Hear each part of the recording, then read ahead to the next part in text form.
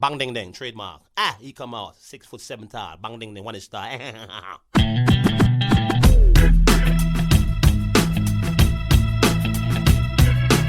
dong ding dong ding dong ding dong ding dong ding dong ding. It is a perfect day. Woke up to the sound of the garbage truck again. Upstairs neighbor's toilet's leaking on my head. Cars broke down, I missed the bus, there runs a 10. I had a feeling this was a day to stay in bed. I finally left my pad right under Jumbo's cloud roof. A police officer pulled out his gun and said, I said, sir, you got the wrong guy. I guess it's just the perfect day. It's just the perfect day. Na, na, na, na, na.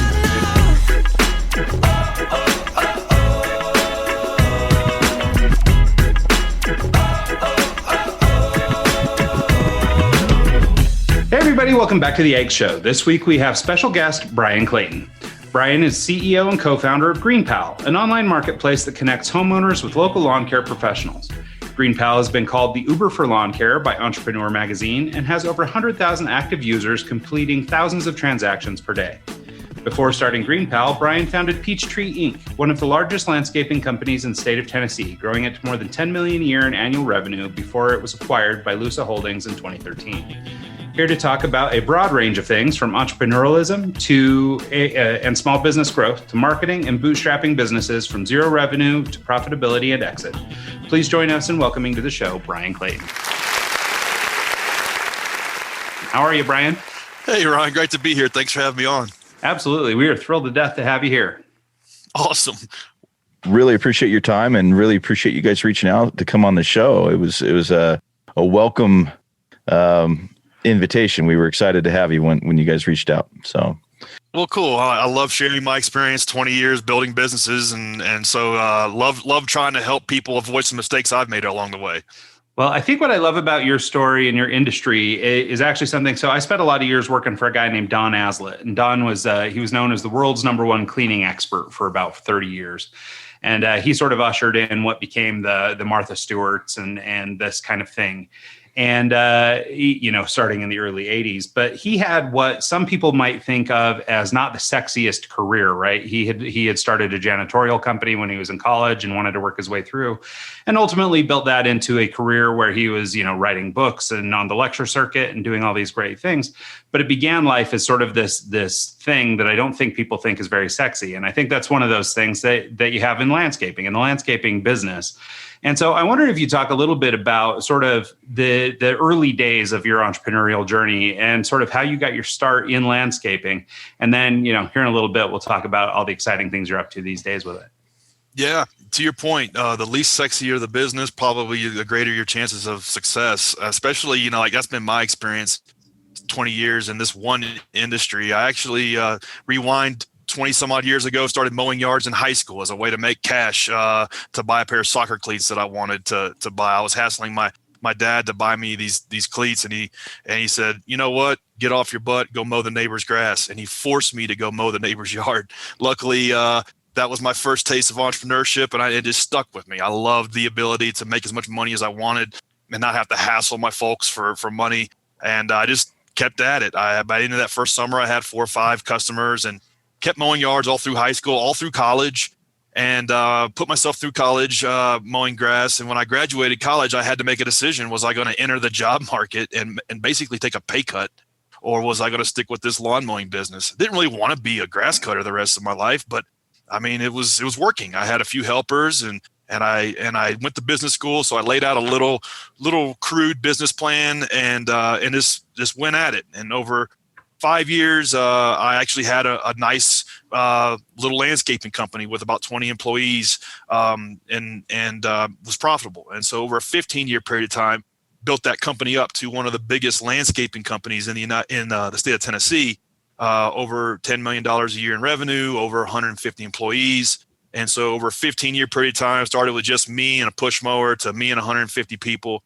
And in 2013, that business was acquired by one of the largest landscaping companies in the United States. And so after I sold that business, I kind of retired. I took some time off and just got bored and realized something about myself, that I needed to be in the game, needed to be in the arena, I needed to be building something. And so that's where the idea for GreenPal, which is the Uber for lawn mowing, if you will, came to me, and recruited 2 co-founders and went to work on this project. Yeah, no, I think that's an amazing story, and I love that sort of, being pushed into it. I've got a 14-year-old son that's going to get a awakening this year. To date, I've got a fun little riding lawnmower, so for me, it's honestly a time to have a beer and do a little lawn mowing. So I actually don't mind doing it that much. Yeah. But he will be playing a much more active role. He's at that stage where he's starting to look for his own money, and we're tired of financing him. So I think it'll be a great opportunity for him. You got to get him the cheap push lawnmower that without the self-propelling wheels, just to break him in right. That's right. Well, so I wonder then, so if you talk about, maybe this is more relevant in your experience growing the business as Peachtree, but probably equally, some equal parts. So one thing that your business has, and this is something, so I run an advertising marketing agency, and I always joke that our biggest competitor is someone's cousin, because they always have a friend or a cousin or a brother or somebody that knows how to work Photoshop, and why pay us all these big bucks when they can just use their cousin? And you guys have sort of that times 10 in that, just like the example I just gave, you're competing with somebody's 14-year-old son. And so, basically now, maybe not when you get into full-blown landscaping, but as it pertains to, marketing a landscaping company, I wondered if you'd talk a little bit about how you grow a business when your steepest competition might live in the house. Yeah, it certainly is. It's a competitive business. It's hyper competitive. The barriers to entry are low. The margins are pretty thin. And looking back, over 20 years in business, it's something that has made sense to me is looking at my journey in business as a video game almost, and like 10 levels of Super Mario World. And as you progress through the journey of starting your business from scratch, you almost kind of like go through these different levels. And so in the landscaping business, level 1 was just trying to hustle up 20 customers and trying to hustle up an extra few $100 a week. And then level 2 was, well, now I need to buy a better lawnmower. I need to save $12,000, and I need to become more efficient, and I need to figure out a way to pass out flyers to get 100 customers, and I need to maybe get a part-time helper. And then level 3 is more like, well, okay, now to your point, I'm competing with Chuck in a truck. I'm competing with Peter in a pickup. And so now like my margins are getting really thin. I'm actually losing money on some of these lawns. And so now I got to figure out, how am I going to get route density? How am I going to get to where I don't have to drive 15 or 20 minutes all over town to go mow a yard when I can just do 10 yards in one neighborhood? And then maybe like level 5 might be like, okay, well now I've got 300 customers. And I'm profitable, and I've got 5 helpers, but I'm still physically mowing yards. So now I need to figure out how to hire an operations manager, and then also I want to get a crack at some of this commercial work, and that's where most people get stuck in this business. And so there was a long period of time trying to like get to level 6, 7, 8, 9, and 10. And these aren't like static defined systems that I'm just using a metaphor, if you will. And so like getting over the hump of myself mowing yards with a handful of helpers to myself and a sales system and a sales manager and a sales staff and an operations manager and a full-time mechanic and like 10 or 15 crew foremen, and figuring out all the little routines and processes took a long time, a lot of trial and error, and a lot of just taking every dime that the business made and reinvesting it back into the business and trying to figure out how to make the routines and processes really work and run predictably. These days, it's easier to figure this stuff out because there's online courses that'll teach you how to do this stuff in most every business. But back then, there wasn't YouTube, there wasn't podcasts like this one. And so it was just a long trial and error process, but it was one that I just had decided that I was going to have the biggest landscaping company in town. I don't know why, but I really just felt like business was the path that I could just make something of myself. And I think it's always been that for me. It's like, this is the thing that I have access to, where I can improve my accomplishments in life, and I can create opportunities for myself and those on my team and around me. And so I just stuck with it and just kept at it. And over a 15-year period of time, built it up to one of the largest landscaping companies in the state. So with Peachtree, did you focus only on lawns, or did you actually do other stuff like retaining walls and other generic landscaping stuff like hardscapes? Yeah, it's a good question. So as time went on, we started, I'll mow your grass for $25. And then as we kind of progressed through these kind of metaphoric levels, we didn't do that kind of work anymore because it wasn't profitable. We had to kind of like leave that service sector, but we did so gradually. And then we started kind of rebuilding the company around focusing on those bigger projects that those big retaining wall jobs or big full service like design build projects that were $50 or $100 or $200,000. And then also we really attacked the commercial space. We did a ton of restaurants, ton of banks, a ton of apartment complexes, office parks, airports, things like that, like the full like commercial maintenance. We gradually, over about a 5-6 year period of time, we were able to kind of prove ourselves in that sector. And really had to kind of cut our way into it. It was one that, the first couple of contracts we were doing at cost, just trying to figure out how to price the stuff and how to build the systems to execute the service. And that's where a lot of companies in this industry get hung up, is just trying to navigate that. And so we had to leave this kind of unprofitable service that we started the business on to evolve it into one that we could grow a bigger business in. And that was really kind of where the impetus for GreenPal came from, because as we grew this company, we still got 40 or 50 phone calls a day for people looking for just basic grass cutting. And we didn't offer it because it just wasn't profitable for us. So we would refer out a couple smaller service providers, and then they would call back and be like, oh, they didn't call me, they wouldn't return my phone call, or they didn't show up. Do you have any more? And it became this big like hassle. And so when I sold that business, I thought, okay, well, an app needs to exist to make these connections easier, because people still need this service done. The problem is the smaller service providers that offer those services are hard to find. They don't have an online presence. They don't really have a brand. And so that's where the idea for GreenPal came from. I was kind of like solving my own problem. Yeah, that's a good way to take, like phone calls like, oh, I can't handle this. And then realizing that, oh, there needs to be a solution for this. And then by just because you've sold your business and you had some downtime, you were able to take that idea that you had stored in your head and say, hey, now's the time. Let's do this. Exactly. And the only reason I said, let's do this, was because I wanted to get back in the game. And I didn't really understand how hard it was going to be. And that was probably a good thing. If I had known how hard it was going to be to start an app like this in a marketplace, I never would have done it. Yeah. And so luckily I was naive. I didn't know what I didn't know. And so, fast forward now to my second entrepreneurial act. GreenPal is now a 8-year overnight success. We have over 200,000 homeowners that use the app to get their grass cut. Did $20 million in revenue last year. And so growing this business from literally, we've entered our first year with 20 customers, half of them are my friends and family, to now several 100,000. Learned a lot. I had to reinvent myself as an entrepreneur, had to learn how to build software, learn how to lead teams to build software. It was a complete just like reinvention of everything I knew about business. And the only thing that kept me going through that was that I'm always going to be working on my best idea. I'm always going to be like working on the best problem that I know to solve. And that's what got me through the first 4 or 5 years of GreenPal, because they were really tough.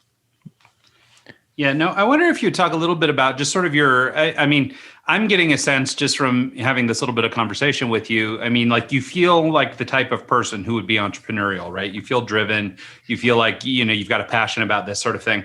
But I wonder if you talk a little bit about your entrepreneurial influences. So you said that you were sort of nudged into doing this, your dad sort of forced you into it. But did you have any role models or influencers as you were maturing that sort of helped you with this stuff? Or was it really sort of a do it all on your own kind of thing from the beginning?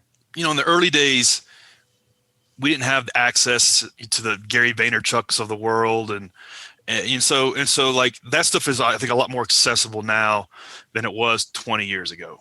That said, yes, there were early influences in kind of my philosophies on how I built my first business. One was Dave Ramsey, and, love him or hate him, a lot of his principles are sound. And so like I was mowing grass every day, 12, 13 hours a day. And I was listening to talk radio on some headphones, and every day, like Dave Ramsey was wedged between two shows I wanted to listen to. And so I kind of had to listen to him. And so every day beating into my head, him talking about, creating, as it relates to business, building a debt-free business, a sustainable business, one that has good solid footing and not taking on debt. And so these philosophies were just beating in my head every day for years.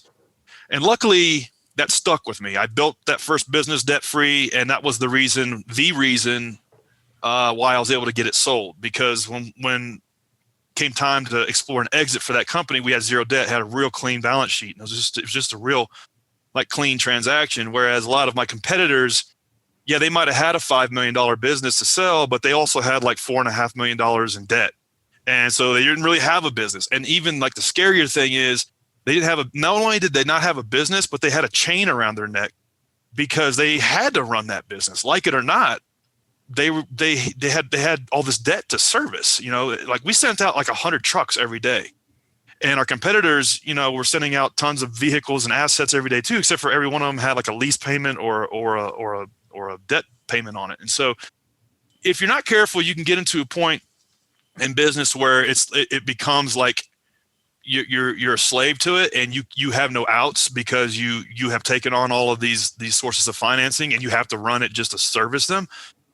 So luckily, like I listened to Dave Ramsey a lot, and that helped me build a solid, like sustainable, debt-free business, which is why I was able to get it sold. And then that, parlays into GreenPal. We haven't raised any capital, haven't taken on any debt. And a lot of that, speaks back to that kind of slow and low sustainable approach. So that's somebody that's been very influential in terms of how I approach business. Nowadays, there's just so many gurus in the tech space that I listen to on a daily basis that help me kind of form how I think about building our marketplace and how I think about building technology and building products. And so nowadays you can like pop up YouTube and just listen to somebody 10 times smarter than you. But back then it wasn't quite that easy. All you had was talk radio. No, it's funny because I think I'm kind of late to the game on Dave Ramsey. I just actually read one of his books in the last 2 weeks. And awesome. And I've recently started picking up some of his episodes. You can go back and listen to his episodes on YouTube. I'm at a stage in life where I'm starting to look at investing money and things like that. And he's obviously one of the names that comes up quite a bit. So I'm sort of fresh to him. But my mom has been listening to him for a million years and used his techniques to get totally out of debt and all these things. And so, I hear you espousing the virtues of him. I wondered though, and this is just a matter of perspective, as people are probably sort of contemporary in age. I wonder what you think about sort of access to influence. So in your case, you were sort of relegated to what you could pick up on the AM dial on your little AM FM headset. That's right. And now, like you mentioned, there is a heap of these people on YouTube. Basically, anybody that wants a platform can have a platform these days. Yeah. And so I wonder, in your situation, and this is purely just opinion, but do you think you're better off now or better off then, in that back in the early days when you were founding Peachtree and you were, I guess largely problem solving on your own, maybe you were getting some sound financial advice or whatever from Dave Ramsey or, maybe other programs you were listening to, but it seems like we were forced into making more decisions on our own and sort of figuring out things trial and error. And I find now, even in my own practice, and even as I'm trying to grow my business, I find myself listening to all these influencers and all these guys, that have networks everywhere and who are offering up their perspective on YouTube. But I'm finding that it almost puts me into this state of paralysis where all of a sudden I'm overwhelmed with positive influence to the point that nothing happens because everybody's conflicting. And so I just wondered, as a matter of opinion, what you think about sort of, I don't want to reminisce about the old times and show our age, but if you think it's actually better for entrepreneurs or worse, or in what ways? In short, the short answer to that question from my perspective, my opinion, it's so much better now. Like there is just so much more access to knowledge. And it's so much easier to understand and learn the things that you need to learn, and whether it be around like tax mitigation or HR or how to implement technology into your business. But on the other hand, the problem is there's just so much of it. and how do you know what to focus on, and how do you know what to like internalize and bring into your organization? How do you know what is BS? And so, yeah, on the one hand, like there's so much and it's hard, but on the other hand, you don't even need to go to college. You can just pop up, you can just listen on YouTube or podcasts and learn how to do this stuff. I think like there's two ways you can look at it. Going back to the video game analogy, you almost need to like select the information source that applies to what stage of the game you're in. And so it applies to what level of the video game you're in. And so like if you are on level 1 and all you need to worry about is getting to the end of level 1 and raising the flag, and just, you don't need to worry about Bowser. You need to worry about level 1. And so that you might be like tuning into Side Hustle podcast people, like, hey, here's how you can start your side hustle. Here's how you can get in the lawn mowing business nights and weekends and make an extra $4,000 a month. And then like from there, you know, you can graduate towards different sources of information all the way up till like maybe once you get to level 6 and you're doing $1 million in revenue. Well, then you need to be seeking out gurus that talk about this is how you build systems, routines, and processes in your business to get to 10 figures in revenue. And so you don't need to worry about all that other stuff. You need to worry about somebody who's talking about how you get from 1 million in revenue to 10, and here's how you do it, or how you create a sales system. Like you need to really understand, okay, this is how I create a predictable sales system to where we identify leads, we set up meetings, we pitch, and we close, we follow up, and we retain. And like there's sales methodology that there's people that will teach you how to do that. Whereas when I was in like 2004 trying to figure this stuff out, I mean, maybe there's some couple books I could get, but I couldn't pop up an online class and learn how to do this stuff. So it's so much better now than it's ever been. But it's just you have to really, you can't just tune into. I mean, I love Gary Vaynerchuk, but Gary Vaynerchuk isn't going to tell you how to build a sales system for your landscaping company. That's entertainment. That's Tony Robbins. You need to really drill into who is talking about these specific things for your industry and how to tactically do them.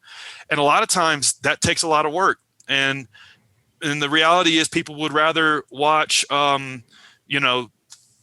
12 hours of the Queen's Gambit than 12 hours of YouTube on their TV, and or maybe even just half. And so the reality is people will get like overwhelmed with just so much, and a lot of it is like, okay, you're going to spend a lot of time just kind of sifting through a lot of the crap. But once you key in on that person who is teaching you how to do these things where you're at your stage of the game in your industry, it can just, oh my gosh, save you years.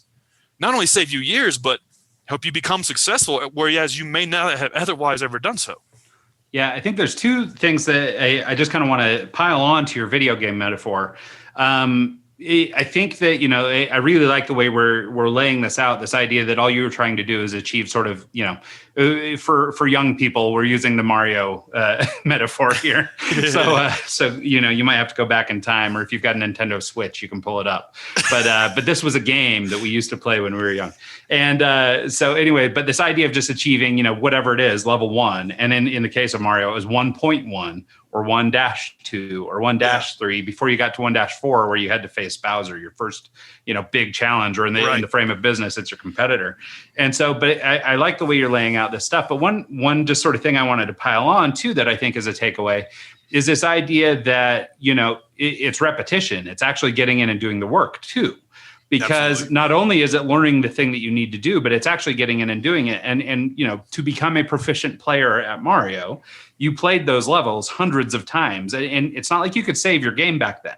So like you got as far as you got, you know what I mean? And you picked up a copy of Nintendo Power and you learned about what stage of the game you were at. Exactly. And I mean, that's just, you have to do that. You can't skip that stuff. Yeah. Well, and you weren't proficient at 100 games. You were proficient at 2 games, or 3 games or 1 game. Right. And I think that that's really important. The other aspect you touched on that I just wanted to sort of call out was this willingness to learn, or this, I think a lot of us, especially if you've been doing something for a while, kind of feel like, oh, well, I kind of know it all, And I think this idea of being receptive to hearing what other people have to say. In your case, early on, it was Dave Ramsey. Nowadays, maybe it's, whomever, YouTuber X, Y, or Z. And those guys are giving you the advice that you need to sort of, address your next step. but I think that willingness exactly. to learn is critical. To your point, like a guy that I listen to a lot is a guy that you never heard of. His name is Casey Winters, and Casey Winters was the first what they call growth lead at Grubhub back in 2008, and he figured out how to, like, this was before food delivery existed, and he figured out how to market Grubhub in the early days, and he's like a tactician on SEO and paid marketing, all these things, and I listen to everything this guy puts out. But the point is, it's not going to be the big, broad, marquee names that everybody knows. It's not going to be Tony Robbins. It's not going to be Gary Vaynerchuk. It's not going to be what's the 10X guy that's always riding around in a Rolls Royce. Oh gosh, I've seen his ads, but I skipped through those. Yeah, it's not that Grant Cardone. It's not going to be Grant Cardone. It's not going to be Ed Mylett. Like, these guys are smart and they're successful, but like, it's what they're talking about is so broad that it doesn't apply to where you're at. Like, you have to find the tactician, like the practitioner of what it is you're doing, and dial in and really learn as much as you can from them, and also not be afraid to pay for what it is that they're teaching. Like, a lot of times, I mean, people will not pay $500 or $1,000 to learn something that could save them 5 years and make them $1 million or $5 million or $10 million. And it's not, I'm not saying go out and buy every course you can get by, because Lord knows there's a lot of crap out there. But what I'm saying is, once you have found something that you're getting value from, golly, just invest the money, because it's going to save. You're going to skip 3 levels. You know. Yeah. Well, and you touched on it earlier too, that, you mentioned having a business school background, but I mean, you really can do sort of a different type of education nowadays. You can do this hyper focused. It's almost like an online vocational school where you can literally go and just learn the things you need to learn to do the things you want to do. That's instead right. of this broad level learning that you get in a university setting, for example. Well, and I would say maybe.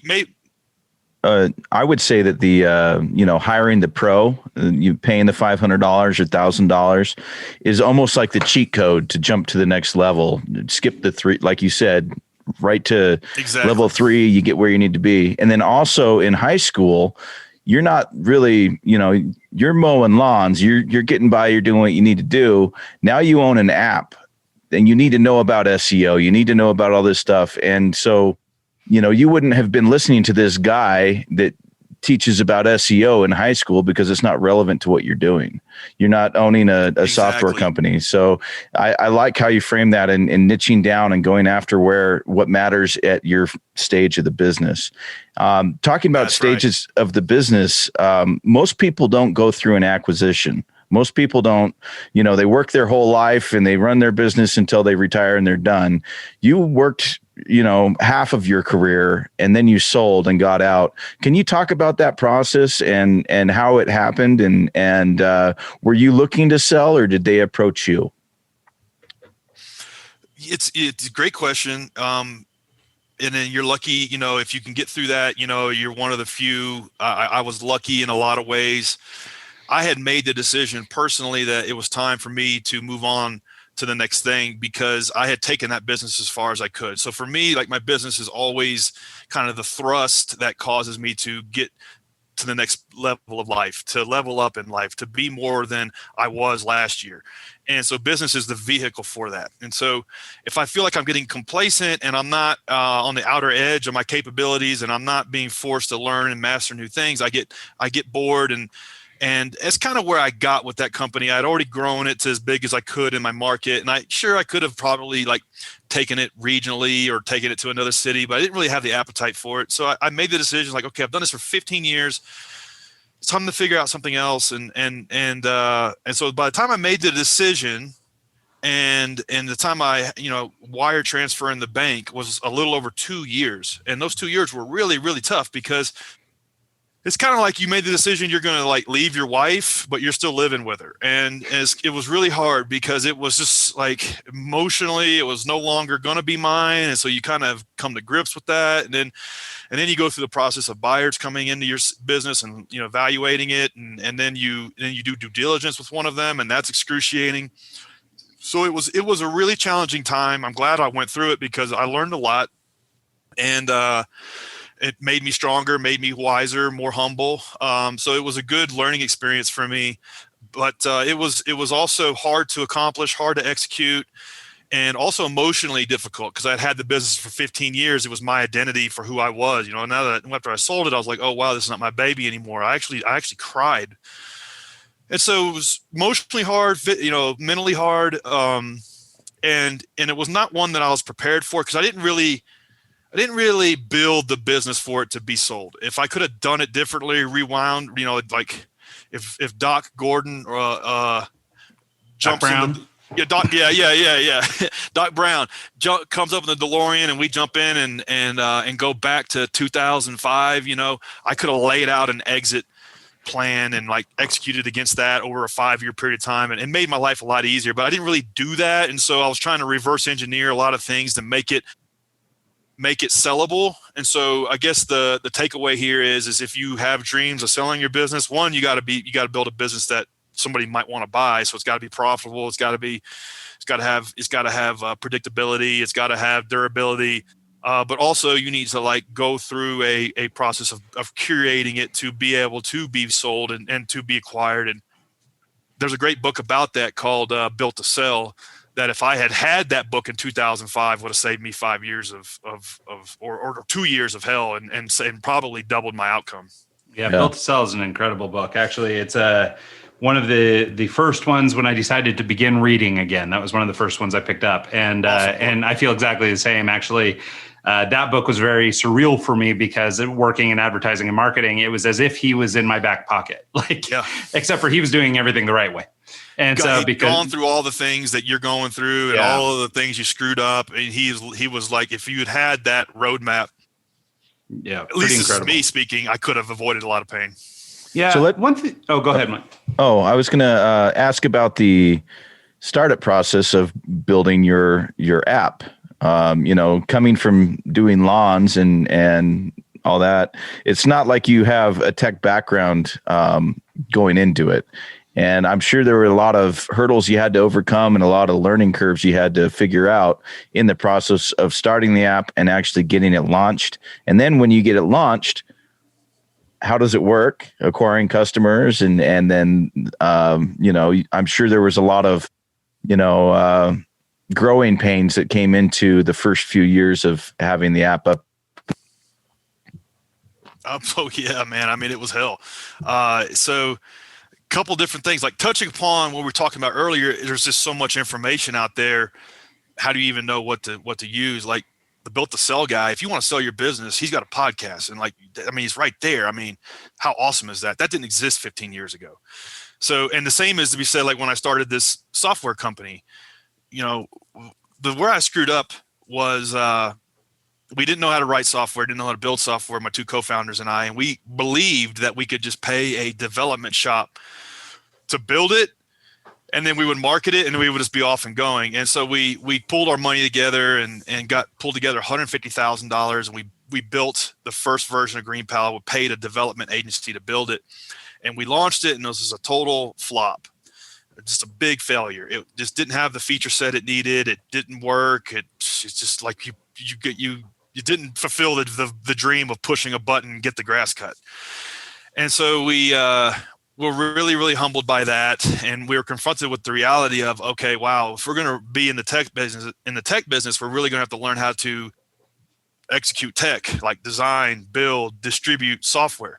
And so we had to go through a period of time where we taught ourselves, like my two co-founders and I, how to write code, how to design software, how to do things like SEO and performance marketing and usability tests and product design and all of like the probably 20 things you need to be pretty good at to even try to pull one of these things off. We had to kind of learn ourselves.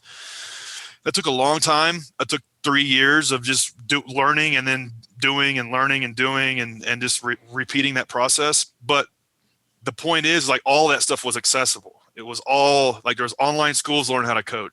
There's online schools. There's somebody's course on Udemy that you could buy for $200 that will teach you product design that I still use to this day.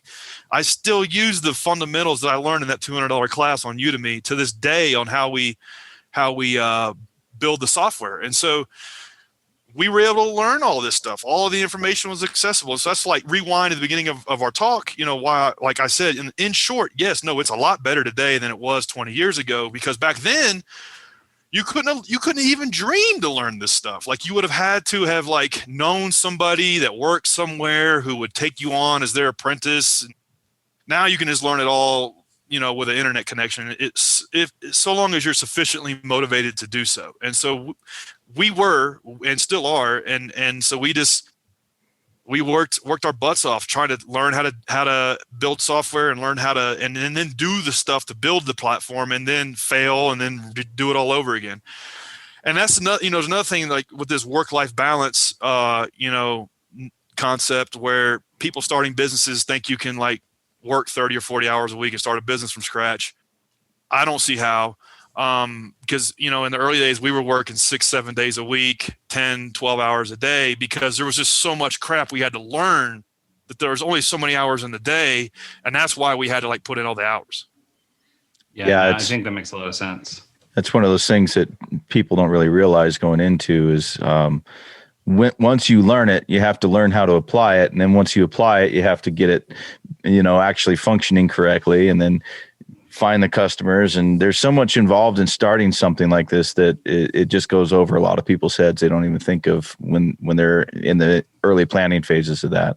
What were some of the, hey, listen, it was me too. Like I was so naive when I started this business because I didn't know that about all of that stuff. I didn't know that I was going to be confronted with all of that. And there's a big difference between like inventing a product that does not yet exist and trying to figure out how to build that and how to like architect it in such a way that people will use it and want to use it and get value from it. There's a big difference between that and like building a landscaping business. Like the landscaping business is hard enough as it is, but at least you're not inventing the landscaping business. It's mapped out pretty well what you need to do. You just need to like do it. This is a lot different, and I didn't understand the realities of it until I got in it. Was that, wow, we're building a product that does not exist yet. People don't push a button and somebody doesn't come up and just mow their yard magically yet. But that's what we're doing, and that's a lot harder. It's a lot harder to do that, but it's a lot more. I think it can be more rewarding too, because it's just a lot more challenging. And when stuff works, it's a lot of fun. So you mentioned that when you hired the company to build the software for you initially, there were a lot of hiccups and bugs that were in the original product. From that first iteration of the site to what it is now, what are some of the things that you changed, and why did you change them? And how did you figure out the process to this needs to be changed, that needs to be changed? Was it just user feedback, or was it more of trial and error? So the vision is remarkably like unchanged. The problem solution in 2013 when we started was if your grass is 4 feet tall, it's just way harder than it should be to get somebody to come out and mow it and pay them and schedule them. It's just harder than it should be, because these guys are they're on lawnmowers all day. They don't answer the phone. They don't return phone calls, and they might promise to show up and they don't. And then you got to haggle with them over price, and then you got to like pay them. It's just a big hassle, and it should be a lot easier. Like that was the problem in 2013. And that's the same problem that we're solving today in 2021. And so that remarkably, the vision hasn't changed at all. Now, a lot of the tactics for how we have gotten there and, what they call iterating have just been all over the place. It's trying to figure out what is the product that has to exist on both sides of this transaction to make it to where people come together seamlessly and smoothly and in a fashion to where they both get value has been difficult. And it's just been one through trial and error. And the only thing that's kind of kept us forging our way through that is just making it insanely easy for people to talk to us. And so, back then, our product was a piece of crap with a little chat bubble in the bottom. So when it didn't work, you could at least tell us. And so it would hit me up or my co-founder up 7 days a week, 24/7, somebody pissed off because something didn't do what it was supposed to do. And so like that, and that's still how it is today. But we have several 100,000 people using it today. We have less support tickets than we did when we had 100, but at least we make it to where it's just really, really, really, really easy for people to talk to us, whether email, chat, phone, whatever. You can hit us up and tell us, what you wish it would do, what it didn't do, what you were expecting it to do, what features it doesn't have that it needs to have. And so then you're never at a loss for what are like the top three priorities you need to be working on, your engineers need to be working on that week, because you're always accumulating this feedback from people that are using it. It seems like a simple fundamental concept that most everybody just innately would know to do, but it's almost like the exact opposite. It's almost like people, and I know I've been guilty of this, it's almost like people like put up barriers to customer feedback because they just don't want to hear it, because it's painful and it's not fun, and the American consumer is an insanely egotistical, insatiable consumer, and so like you're constantly dealing with that, and that sucks. But that feedback is happening for you so you understand how to build your business out. So And I think that makes sense. there's two different types of people you have to deal with this product that you have. A, the customer, the person who wants the lawn cut, and B, the professional who's doing the lawn care. I think we've kind of touched on the customer side of things. The professional side of things, how does that work for someone who wants to come in and be a provider on your site? Yeah, that's really why we do what we do. Honestly, I mean, we offer a nice convenience to homeowners. If your grass is 4 feet tall, you can in a minute get somebody hooked up to go mow it. But honestly, like, it's not really changing lives. It's a nice convenience, but it's not really it's not why I get out of bed in the morning. The reason why we do what we do is for service providers to be able to materially improve their lives on the technology we have built. And so what we have is a platform that anybody who has a lawnmower and wants to work hard can plug into and make $100,000 a year. And that's a lot of fun, providing people with the tool set and the opportunity for them to be able to double their business, or quite frankly, get their business going from scratch. And all they need to do is focus on just showing up on time, doing a good job for their clients, and everything else from opportunities to win more business, to scheduling, to route optimization, to getting paid within 24 hours. All of these things happen automatically, because like making a living in the lawn mowing business is really hard. It's like you get up every day, like before the crack of dawn, you're sharpening lawnmower blades, and you've worked for 2 hours before you even made a dime, and then you get home and you work your ass off all day, and you have grass all over you, and like you have calluses on your hands, your back hurts, you're sweaty, and then you get back like at night, and then you have to do bookkeeping, and you're pissed off because people haven't paid you. And so like making that person's life better is our mission. That's why we exist. That's why I get out of bed in the morning. And that's always been like how we have made our decisions. It's like, okay, does it make vendors more money? Because if it does, then let's do that. And we have a Facebook group where thousands of these service providers kind of share stories, and we see it, all the time. Like, hey, Green Pal, help me buy a new truck, or help me get my house out of foreclosure, or help me hire a new employee, or help me hire my brother, or whatever. And that's just a lot of fun. That's why we exist. So I love that. Go ahead, Ryan. Sorry. I was just going to say, I wanted to talk to you about something. I've sort of begun noticing a pattern in people that are sort of our contemporaries in age. And that is sort of this knowing when to pivot moment. So, I mean, I think maybe it's more so in our generations, where we would go and we'd do this job for a certain number of years. And then at some point in our late 30s, 40s, we start looking at a pivot. You're kind of a unique example, because, the business you're running ostensibly was made better by your experience in your prior career, but you're for sure doing something totally different. And I wonder if you could just sort of speak to the steps you took to know that it was time to change. You mentioned getting bored with what you were doing and some things like that. But I wonder if you just sort of talk about that transition, and then sort of where you got the motivation or the strength to go ahead and make the pivot. It's a great question. I think the notion of pivoting, like, I think it can get a lot of people in trouble because they give up too quick. And so then they basically they rename giving up for pivoting. And so I do coaching for business, for entrepreneurs and business owners in Nashville for free as a hobby. And so I got this one guy who I've been working with him for like 8 years. And every time, every like 6 months, he's coming to me with a new idea. And it's like, what happened to the last idea? Like, I liked that one. He's like, well, I did X, Y, and Z, and I validated that it wasn't going to work. So now I'm pivoting. And it's like, yeah, man, I think your biggest impediment to success is you're just not giving one of these things like 3 or 5 years, because that's what it's going to take. So I think the idea of pivoting has gotten to where it's almost like an excuse to give up and do something else. Cause like anybody can launch stuff. Like I'm really good at launching shit, but it's like all the other stuff of like getting customers and go, like we've talked about, that's the hard part. Nobody wants to do that. So they just go back to launching. So like, that's my experience on pivoting. For me personally, I think like a pivot should happen like once or twice in your life.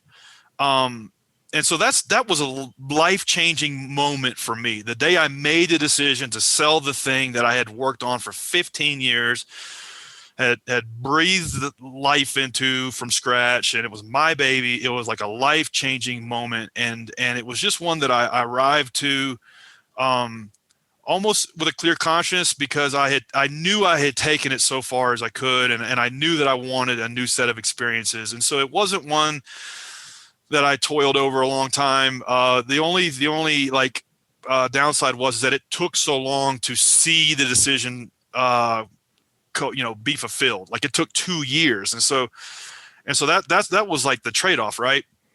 Looking back, I have no regrets. I'm so glad. And the first 5 years took a huge pay cut because I was making really good money running that business, and I didn't make any money running GreenPal for 5 years. Didn't pay myself a dime for 5 years, and so it was almost like I knew this is what I was going to do with my life. I wanted a new set of experiences. I wanted to be in the tech space. I admired a lot of tech entrepreneurs, and I wanted to be like them. And so that was just a life-changing moment for me. And so, yes, it was a pivot. And I think like pivots exist. They need to be considered, and you need to know when it's time to pivot, but you need to know that like you only get 2 or 3 of those in a lifetime. I like that. I love that. I think that's a different take on it that I've heard from a lot of people, and I really like that. I appreciate sort of the no nonsense bit there, because I think you're right, and I've actually been guilty of this too. That every couple of years I have a new startup idea or a new whatever idea, but the one thing that's been consistent my entire career has been my one business. And it's like, so you keep trying to pivot, but the one thing that works is the thing that you're not giving full attention to. That you've been on the last 10 years. Yeah, I know.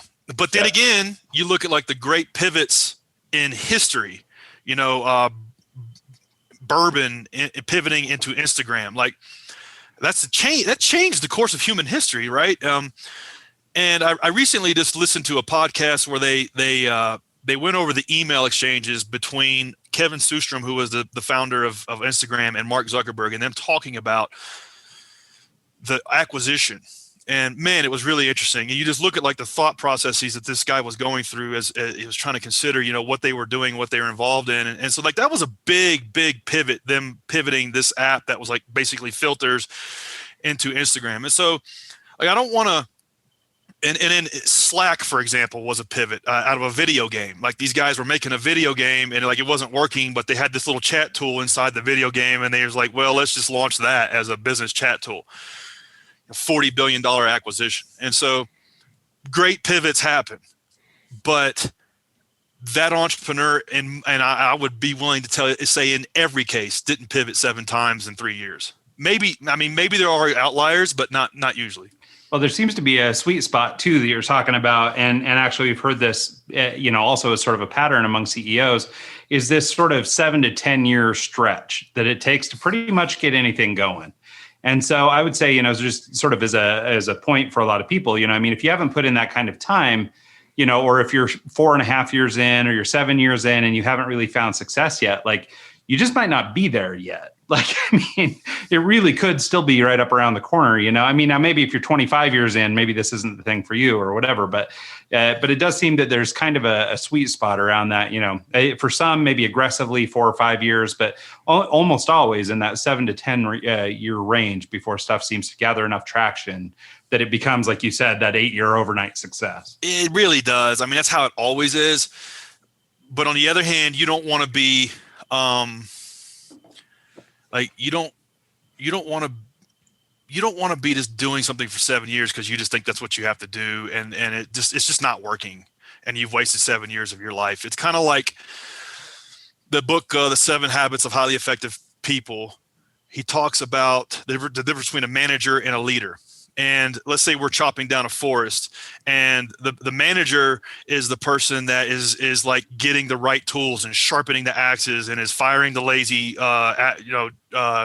tree choppers and is bringing in people to officially chop down trees. That's what the manager does, and we're chopping the hell out of some trees down.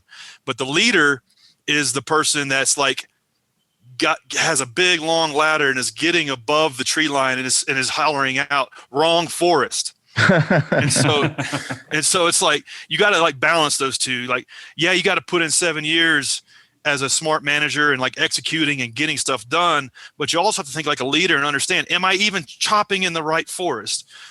And so you kind of have to balance those two. And so for us, how always worked for us, we knew we needed to double every year, and that was it. And into the first year, we had like $1,000 in sales, so it wasn't hard to double the two. But we knew we needed to double every year to stay on course. And as long as we were willing to do that, then we knew we were heading in the right direction. But like if we stalled out like year 3, 4, or 5 and didn't grow, we'd have done something different. We would have pivoted. We would have pivoted into maybe like a strict SaaS play, like where we just built only software for lawn care services, or we would have pivoted into home cleaning, or we would have done something different if we had stalled out. But the point is we didn't. We kept grinding our butts off, and we kept doubling. And so that's what kept us going. So does your platform actually provide strategic, like route planning and, tools for the service provider to scale his business? Or is it more, hey, here's an email, you have a lawn, do you want it? Yes or no? How does it work for the service provider? It's somewhere in the middle. So let's say you've got a lawn care service that you've got 20 employees and you're doing $1 million a year in revenue. GreenPal is not the solution for you. There's great SaaS products where you can pay $500 a month and they'll help you with all of the things that you need to run $1 million business. And honestly, you need to be using those. Now let's say you're a fireman and you mow 3 yards a week and you want to mow 20. Boy, do I have a product for you. GreenPal is the thing that can change your life, because now you get like 10 bid opportunities a day. You don't have to go out and drive to these properties. We give you all the data you need to quote right there on the spot from your smartphone. You get your route planned for you every day. You get paid within 24 hours of all the work you do. And you can literally like put another $1,000 in your pocket a week or $10,000 a month. It's however much you want to do running a lawn care business on our technology. So that's where we play. And we believe that the lawn care business is the best side hustle small business in the world. And those are actually the best service providers for homeowners. Like if you're a homeowner, you want to hire somebody who is going to come out and cut your grass. You don't want to hire somebody who's trying to wrangle 10 people and has hired somebody who just got out of jail to go mow your yard and who won't be there next week. You want to be working with the proprietor, and that's the relationship we power. Okay. I like that. I think it's a good niche demographic to go after. So I noticed on your website, I was looking through your markets that you provide service for. Say, for example, Salt Lake's a big market, but, Pocatello, Idaho, which is 2 hours away, might not be. Do you get a lot of leads for markets like that that you wouldn't necessarily have a provider for? Or how there's got to be a lot of like in between little markets that you can't really handle. One of the things we figured out early on was that your huge cities are like LA, Miami, Chicago are really tough for us to crack. And then your really small cities, like something that has like a 20,000 population or less, is also really hard to crack. And so your cities that are like Oklahoma City, St. Louis, Nashville, you name it, Tampa, Florida, those are really good cities that were good for us to attack first, because we could get liquidity in them, critical mass between buyers and sellers quicker. Because what you really live and die by in one of these marketplaces is developing the overlap between supply and demand. And so if you can get the flywheel turning, then it takes off and it kind of grows on its own. but you can't. It's really hard to get the flywheel turning in a Los Angeles because it's just so big, and it's a big. If you can imagine, like a big steel like wheel that you're trying to push around. It's just so hard to get the momentum. And so in the early days, we focused on those mid-level markets, and then after that, we went up all the way to your bigger cities, and we spent money on getting those going, and then we got all of those done, and then now is where we're at year 8, going into all of your smaller towns, and anything like a I don't know, like a Billings, Montana, or something like that, 100,000 or less is, and there's thousands of those, and so that's where we're distributing the platform into now. The point is that when you're doing a locally based marketplace like this, you have to build every single one of these cities from the ground up. Yeah, that's got to be really tough to find quality providers and then find the clients to feed the providers and keep them wanting to use your service. So it's got to be a never-ending cat and mouse, kind of little chase going on there. That definitely is. And we've gotten better at it over time, but we're still always improving it. And it is one that you have to build from the ground up. You have to get the good service providers on first, and then you have to market to the homeowners, and you have to make those matches.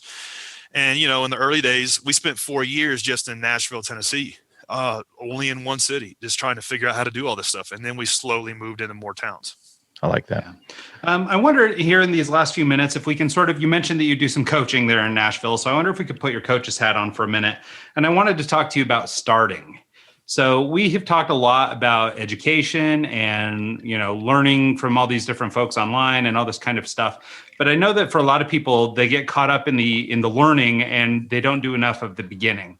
And I think, in my mind anyway, that's sort of a fear thing or a lack of confidence thing. And so I wonder if you would talk about if you were working with a coaching student or client, I don't know what you call them, but if you had somebody coming to you for advice or coaching, how might you advise them to get started on something? What's this balance between learning and doing? Yeah, it's hard to it's easy to get seduced into fake work. So fake work is, reading a bunch of blog posts, watching a bunch of videos, and learning about a bunch of stuff. And also in a tech startup, fake work is just like writing code. Mm-hmm. And you think you're doing something. All you're doing is writing code. You're not actually developing transactions. And so there's an example right now, a guy that I'm coaching is a longtime friend of mine. He's building a marketplace that connects people. Let's say I'm moving to Seattle, and I don't know what neighborhood is cool in Seattle. And so this marketplace will connect me with somebody who is in the part of town I'm considering, and I can jump on a Zoom call with them. And for $50, they can school me on if I want to move there or not. And so he is, I'm telling him, focus just on one city and make one of these advisors $100 next month. And that's all that matters. And he checked in with me last week, and he's like, what are you doing? He's like, well, I'm building out these tools so these providers can curate their profile and so they can have these, dude, none of that matters. You just hand crank that, get it popped up. You don't need the self-service tools for them to do it. You just need to do it. And then you need to try to drive them traffic to get them $100 or $500 next month. If you can't do that, the tools don't matter. And so it's distilling it down to real, what I call RGS, RCS, real company shit. Distilling it down to RCS and making transactions happen and actually getting some money in the door. I would rather you make $1,000 in revenue than go code on something for 9 months and you don't even know if people want to use it or not. And so just really trying to focus on stuff that's real. And so how do you get over the hump, and how do you get out of the mindset of just not doing that stuff because it's not fun? I mean, I think it just matters. Where do you see yourself a year from today? Do you see yourself still with no transactions, no revenue, and listening to podcasts, or do you see yourself with 12 customers? And let's just look at the first year as level 1, and we have an MVP, we have a dozen customers, and we're making $500 a month. Nothing matters until you do that, and all this other stuff, it doesn't matter. And that's what I would tell. I repeat that advice a lot with early stage entrepreneurs. And if they can get over that, then they can usually get to the next level. I like that. I think that's great advice. Especially with our sort of layering on metaphor earlier with the video games and all this stuff. I think that there's this, if you look at or spend any amount of time on like the Instagrams or whatever, and you see all these people who appear to be overnight success, I think there's this inclination, and especially young entrepreneurs, this idea that, I opened my doors, I hung out my shingle, therefore I should be at this level. So there's this idea that you need to deliver rather than delivering sort of a minimum viable product, you need to have this fully fleshed out, Uber before you get to work, and I think that you make a great point there that, you may spend all this time building this thing just to find out nobody uses that thing anyway. Right. And the reality is it's a lot easier to spend 6 months coding on something than calling 100 people on Craigslist. Yeah. And most people would rather just go in their office or their bedroom and just like heads down work on what they think is they're supposed to be doing, whether it be pumping out blog posts or writing code, rather than like trying to hustle up a dozen people to use something that relates to whatever it is you're doing. And I see that all the time, and I've been guilty of it too. But it's just that's level one. Yeah, I think in tech space, it's a lot harder to say, hey, I have something to actually sell versus, lawn care. You can go out and knock doors and scrounge up a lot of business pretty quick if you hustle.